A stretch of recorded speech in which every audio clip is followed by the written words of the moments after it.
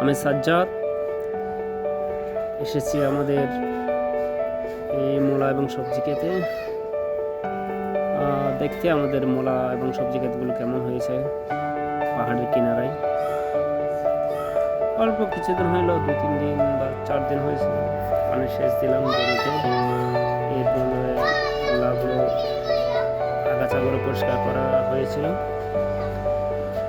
এখন দেখা যাক পানি সেচ দেওয়া হলো কতটুকু হয়, হয়তো সপ্তাহ খানেক লাগবে আর বিক্রি করা উপযোগী হয়ে যাবে মূলাগুলো। তারপর বাজারে নিয়ে বিক্রি করতে হবে। যেহেতু এখন চাকরি করছি না, তাই কৃষিতেই মোটামুটি সময়টা পার করছি।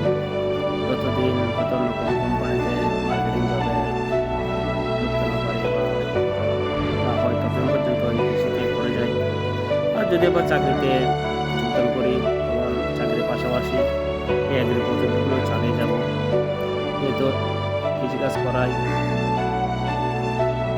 উত্তম, আর কৃষিকাজ করলে মনে মধ্যে একটা শান্তি আসে, বাতাস মাঠের সাথে নিজেকে ভালোই লাগে, এর শরীরও ঠিক থাকে। আর এই পাহাড়ের কিনারে সবজি ক্ষেতগুলো আসলে অসাধারণ লাগে। আর আমরা যদি সবজি উৎপাদন না করি, বিভিন্ন ঢাকায় বছর চাকরিজীবী বা যারা অফিসিয়াল জব করে বা চাকরি করে, এরা খাবে কি? আমাদের দেশে যে পরিমাণ কৃষক কৃষিকাজ করতো তাদের 2/3 কৃষিকাজ ছেড়ে দিয়েছে, কারণ তারা সবজি উৎপাদন পর বাজারে বিক্রি করতে গেলে সেগুলো ন্যায্য মূল্য পায় না।